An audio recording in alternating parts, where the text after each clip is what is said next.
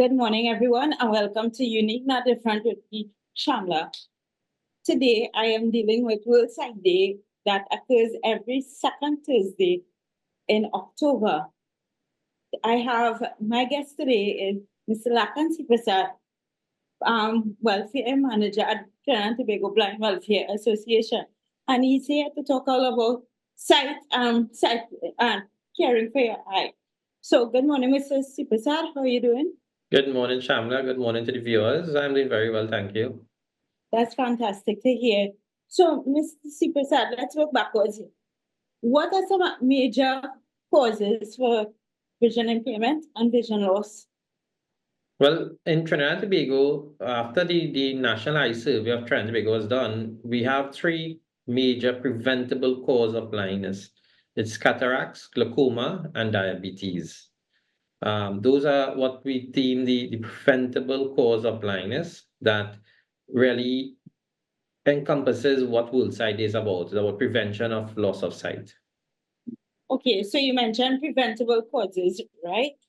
What are some things that can be done to prevent, in terms of these diseases, I would say, eye diseases that will cause vision impairment and sight loss? What are some things that can be done to prevent these things? So cataracts, in basically cataracts, unless it's not congenital cataracts, most of the times can be solved through surgical remedies, which is to have the lens removed and the cataract removed and replaced, right? The lens replaced. Then you have diabetes, and we all know diabetes is a lifestyle disease, and mostly in most instances, it's people lifestyle that cause diabetes and proper diet and health care. And even if you do have diabetes, the proper maintenance or control, diabetic controls would help in keeping your eyesight. Thirdly, we also have glaucoma. Glaucoma, again, is an eye condition that could be treated in most instances through surgical means and medication. One of the key things that we need to do as a society, as a country, is we need to bring down the cost of medical eye care because eye drops, for instance, for glaucoma is nearly $300 a bottle that lasts about 28 days supply. So every 28 days, you have to find $300 to buy glaucoma medication. Cataract surgery is over $16,000 per eye. So the cost of eye care is so high that I think cost cause people to go blind. So you mentioned some of the accessibility for the health support in terms of eye care, right? Given your work in the Trinidad blind welfare and also within the community and being aware of the causes of vision impairment and loss of sight, do you think that enough awareness is being raised in terms of the importance of, eye care, sight, and that would help in terms of creating a more accessible, I wouldn't say, yes, accessibility in terms of these health, accessing these health information and so on? So Shamla, what we have is there's never enough awareness because most of the time people are not interested in what you have to say until it affects them themselves or affects somebody close to them. Generally, you and this with me for many, many years, and we know people don't care about disability. They don't listen about disability. They don't listen to these remedial or preventative measures.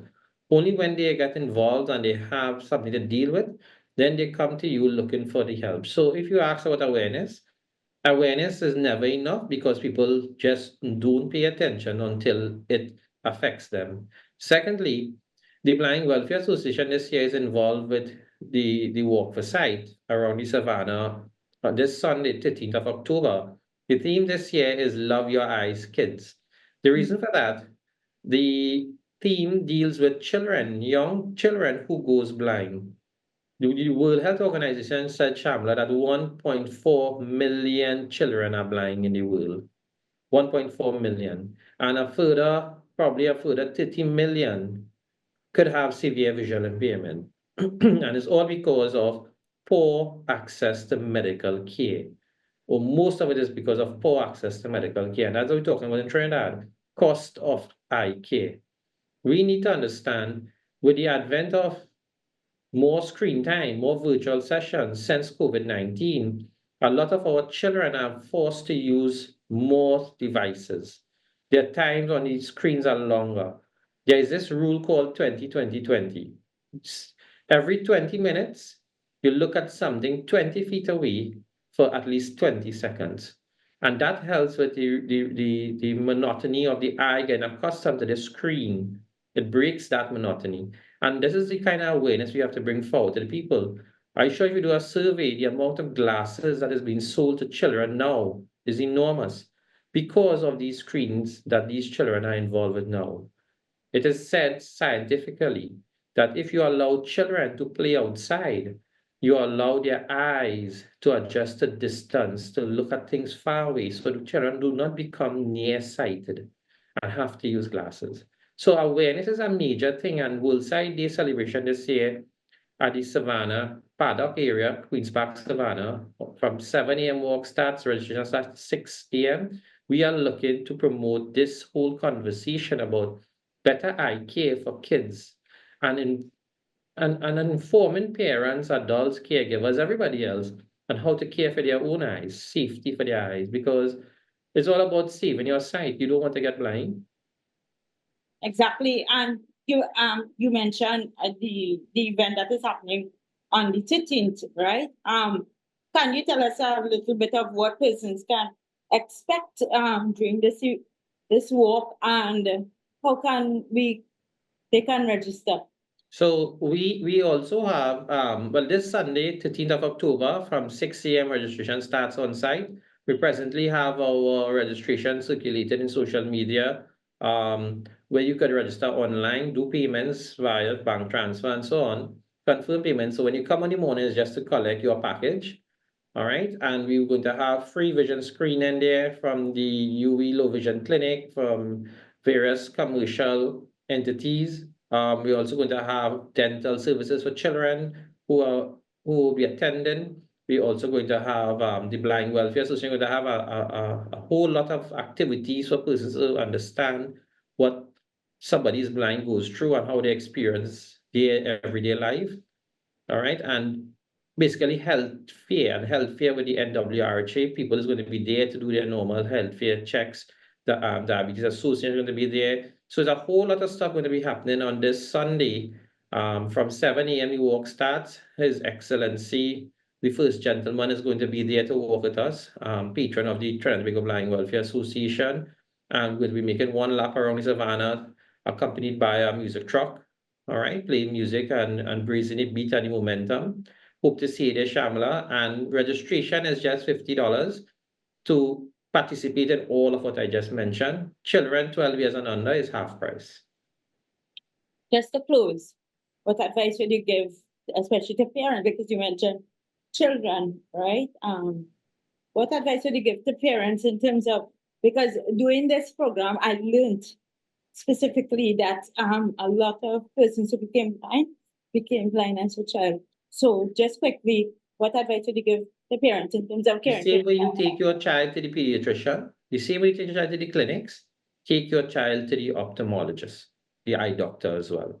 Take your child to an eye doctor and have your child eyes checked to ensure that there is no underlying issues that could lead to blindness.